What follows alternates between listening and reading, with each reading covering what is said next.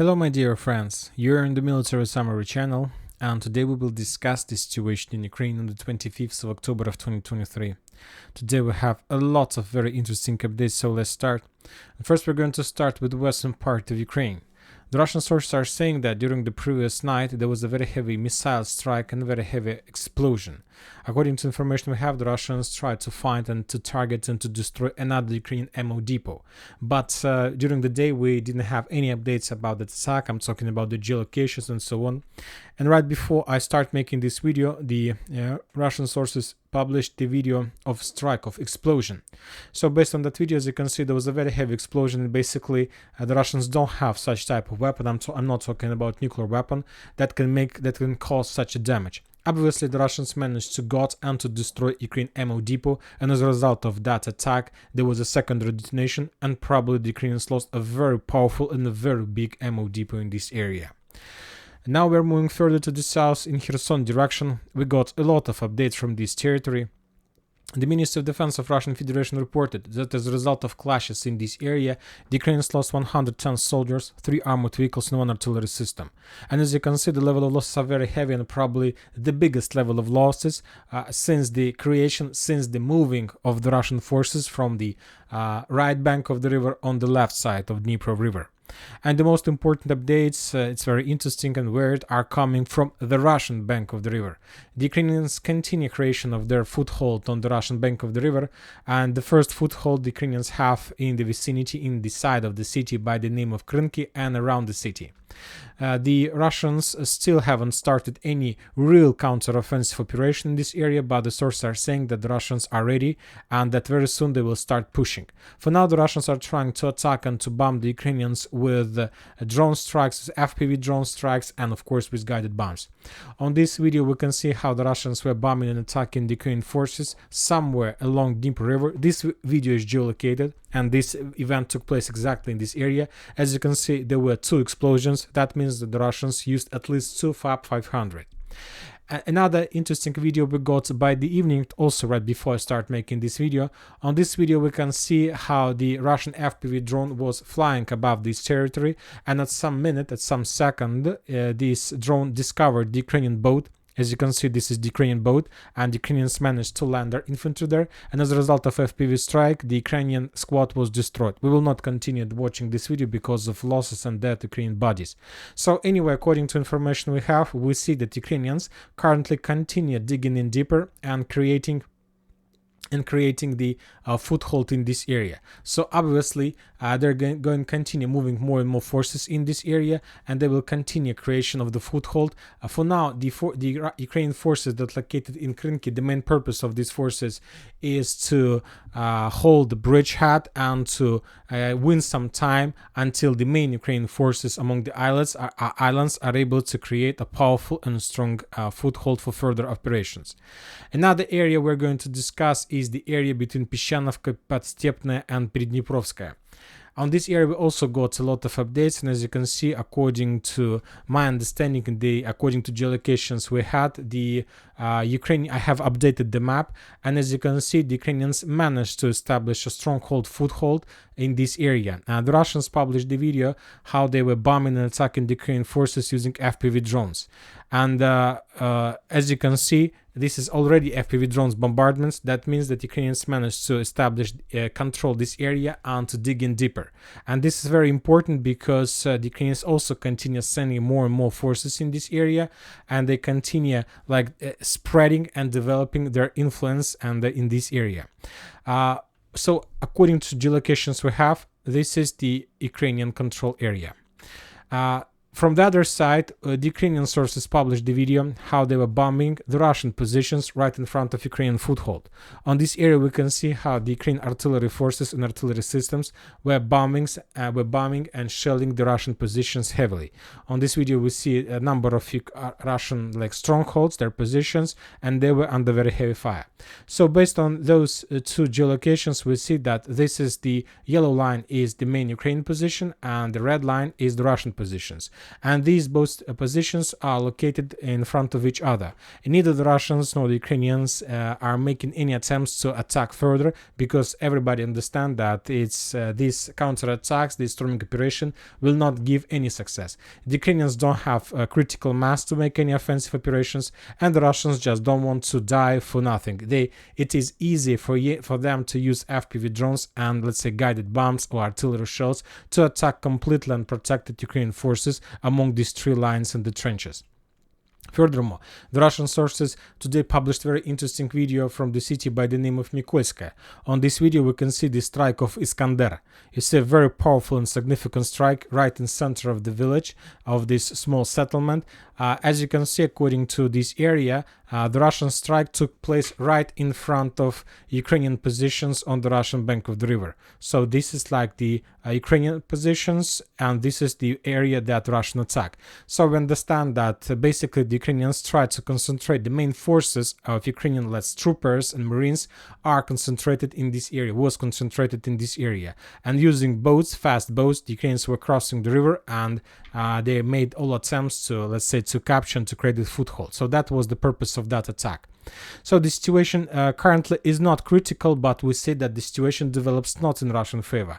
And the question is why the Russians are not counterattacking, because they do have possibilities. Maybe they allow the Ukrainians to keep these footholds because they are able to damage and to deal more damage for the Ukrainians who try to cross river. Maybe this is the reason, who knows. Furthermore, the Russians continue bombing and attacking the cities like Kazatska, Veselaya using guided bombs. The same purpose, the Russians attack these cities with one purpose: not to allow the Ukrainians to concentrate their forces and not to allow the Ukrainians to create the third foothold on the Russian bank of the river, because obviously the Russians have at least two purposes of this attack. First of all, the Russians are trying to slow down the Ukrainians and not to allow them to attack. For the other side, maybe the Ukrainians keep their reserves in this area as operational reserves for Krynki and, let's say, Pidstepne for attack areas. Now we are moving further to Zaporizhzhia direction. The Minister of Defense of Russian Federation reported that as a result of clashes in this area, the Ukrainians lost 85 soldiers, 11 armored vehicles, including 4 tanks and 3 artillery systems. The level of losses is not so big, but isn't low as well. Very interesting updates are coming from the western part of Robotyne. The Ukrainians during the previous day and night made a lot of attempts to attack the Russian positions, and all those attempts were repelled by the Russians. Some of the armored vehicles, not just some, but a lot of armored vehicles, Ukrainian armored vehicles, were destroyed on the western part of Robotyne as a result of FPV drone strikes. The Russians destroyed a few tanks and probably a few armored personnel carriers. On the northern area, the Ukrainians sent strikers, and those strikers also were destroyed as a result of FPV drone strikes. And the main attack took place somewhere between the northern and Robotyne area. For those purposes, the Ukrainians were using Leopards, and as a result of FPV drone strikes, the Ukrainians lost 2 Leopards more. So basically, if we convert the losses into, let's say, US dollars, we're gonna understand that the Russians probably lost drones for maybe $5,000, and the Ukrainians lost armored vehicles for maybe $100 million. So, of course, the difference is too big, and of course, there are more questions than the answers to this situation. Now we are moving further to South Donetsk direction. We haven't received almost nothing from this area. According to the Ministry of Defense, the Ukrainians lost 160 soldiers, 4 armored vehicles, but we haven't received any updates from, let's say, Novomikhailivka area. We stopped receiving any updates from this territory, and the last update we got from this bridgehead maybe took place even a week ago. The Russians are saying that there are very heavy clashes on the north of Kryutyne, and as a result of another offensive operation, the Russians managed to develop their position. And according to some sources, the Russians have already returned control over the 3 lines that located on the north of Kryutyne, so that located below this water reservoir or something like this. The Russians published another video how they were bombing and attacking the Ukrainian forces, the Ukrainian artillery systems and tank positions that the Ukrainians tried to hide among the 3 lines and tried to attack the Russian forces, offensive forces in Kryutyne. Now we are moving to the most probably interesting and important direction, Avdiivka area.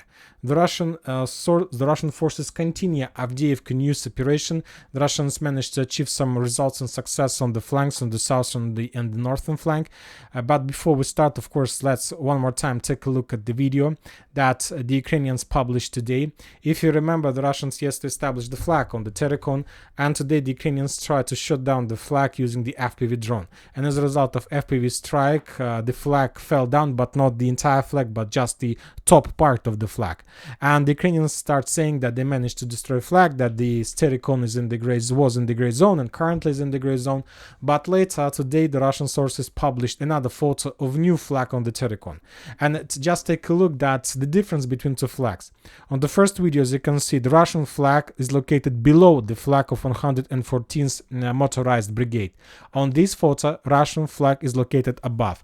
The Russians made this especially for the Ukrainians, because they knew that Ukrainians would speculate on this topic, saying that this is the same or old photo made from another angle. So that's why the Russians changed the position of the flag, trying to show that this is not the old video, that this is a new video.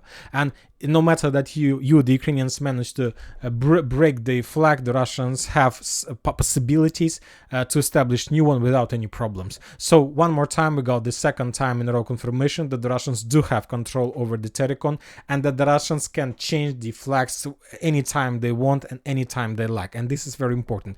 Of course, nobody is saying that the Russians can start making barbecues and on this Terikon. Obviously, they are not able to do this, but they have some soldiers who currently try to hide themselves below the surface somewhere in the underground facilities. Other sources are saying that the Russians during the day made some significant progress along Pervomaisk from Vodiana in direction of Pervomaisk, and the Russians managed to capture few more buildings and streets to the western direction. Yet we haven't received even a single video geolocated information of that, but let's wait, maybe tomorrow we're gonna receive something.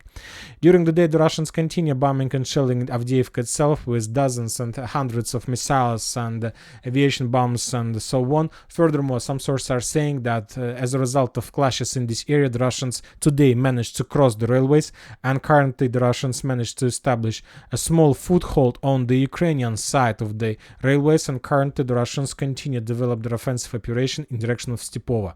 So maybe tomorrow we're going to receive update that the Russians managed to establish control over this small village. Now we are moving further to Donetsk, Avdiivka direction, Avdiivka Bakhmut direction. According to the Ministry of Defense of Russian Federation, as a result of clashes on Donetsk direction, the Ukrainians lost 500 soldiers, 6 armored vehicles including 1 tank, and 2 armored vehicles. So the level of losses are significant when talking about this territory, and we see that Ukrainians do have some problems. 500 soldiers just per 24 hours. The level of losses is the same as the Ukrainians had during the active phase of battle for Bakhmut, when the city was assaulted by the Wagner forces. So currently the clashes are almost on the same level. During the day, the Russians were bombing and attacking the Ukrainian forces in the area between Klishchevka and Andreevka. Lots of FPV drone strikes against the Ukrainian forces, a lot of casualties, a lot of dead bodies, a lot of dead Ukrainians on this line. Also, the Russians, as a result of offensive operation, managed to return control over some streets and some buildings in Khromovo. So that was something like reconnaissance in force or reconnaissance in combat, where the Russians tried to understand whether the Ukrainians are able to penetrate and defeat and repel the Russian attacks or not. And as I understand, the Ukrainians are no longer control this territory, and probably the Russians very soon are going to start a very powerful offensive operation along the railways in direction of Bogdanovka and in direction of Khromovo, trying to establish control over the fortifications between Bogdanovka, Yagidna, Berkhovka, Khromovo. Now we are moving to one of the most interesting areas, as for me, to Spornaya direction.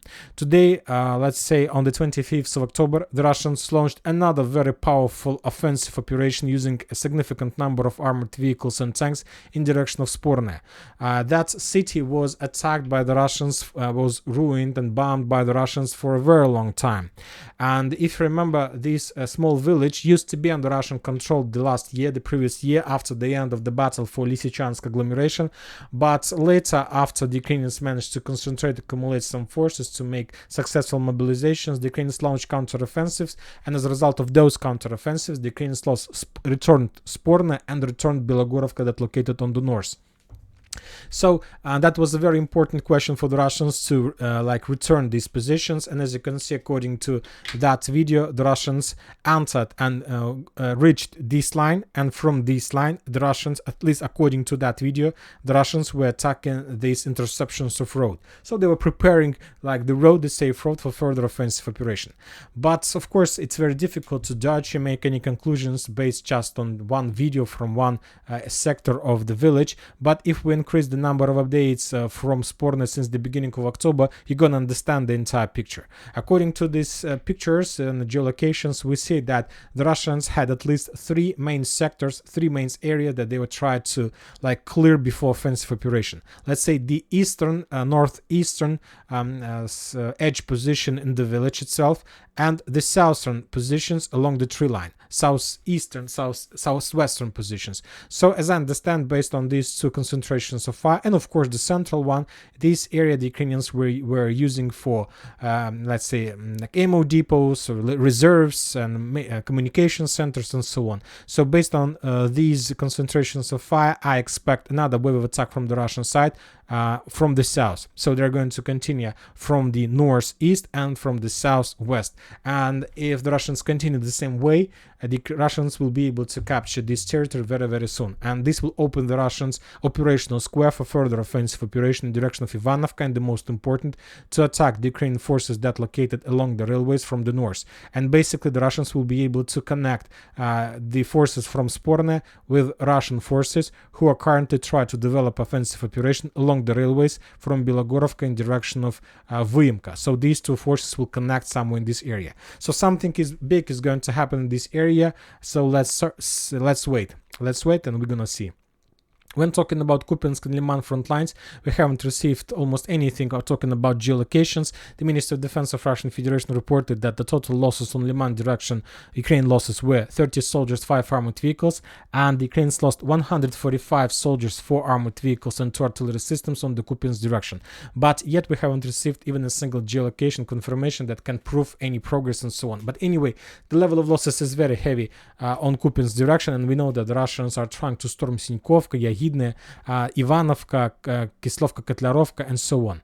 Furthermore, these updates are very interesting, and we see that the Russians advance all over the front line, but the most important updates probably are coming from the Russian top authorities. Today, the Minister of Defense of Russian Federation, Sergei Shoigu, reported that during the previous few days, the Ukrainians lost, for the previous 5 days to be more precise, the Ukrainians lost 24 aircraft.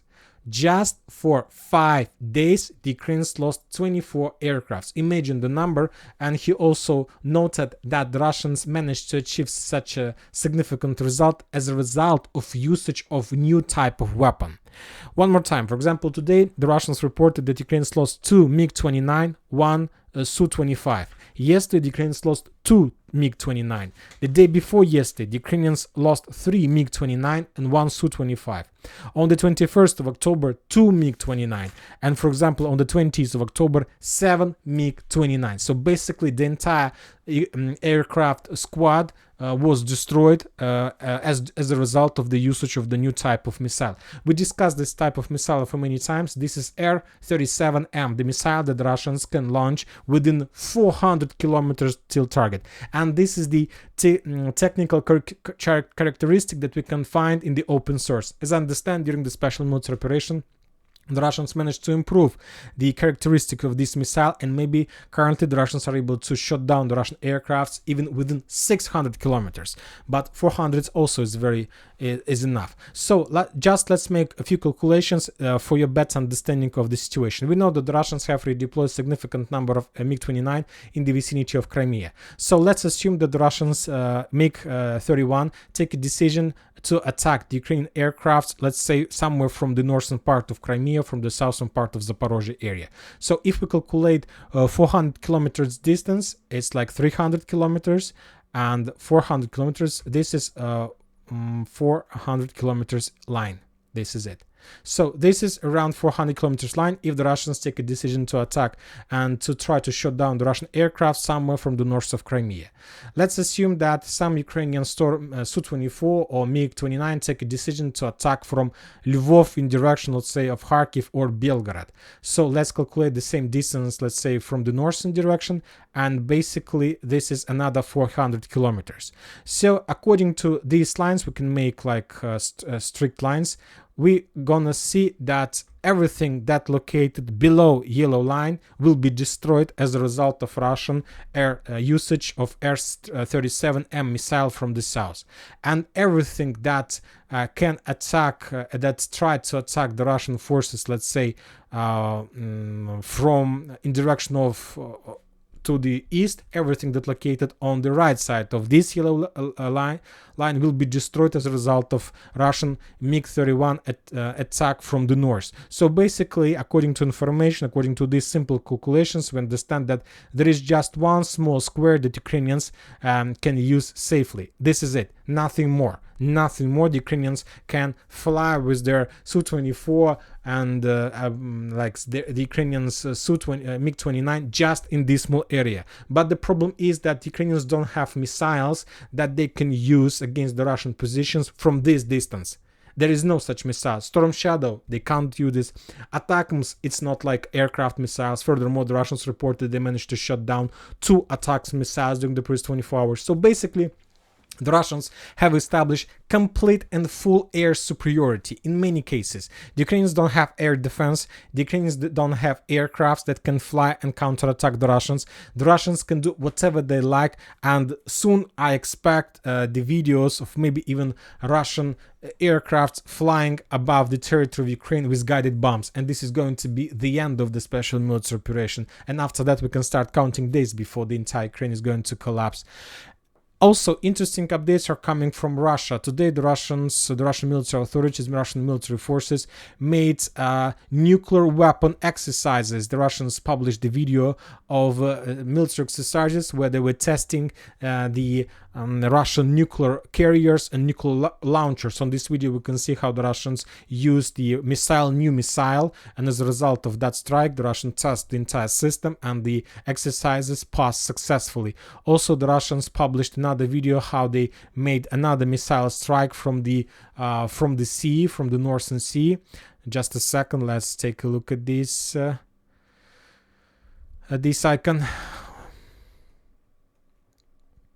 We missed. This is it. Yes, this is the icon. This is it. On this area, we see how the Russian submarine made also missile strike below the surface of the water.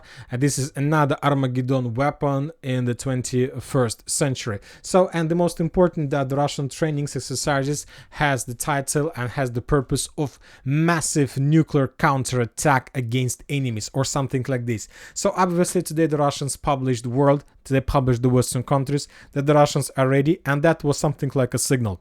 The Russians are planning to finish the special military operation, and they just warned the Western countries that nobody has right to enter the conflict and to start making problems for the Russians the next period of special military operation. And that's it for today. Military Summary channel reminds to condemn any violence in the world. Thank you for watching. Subscribe to my channel, put your likes to my Patreon, and have a good day. Bye bye.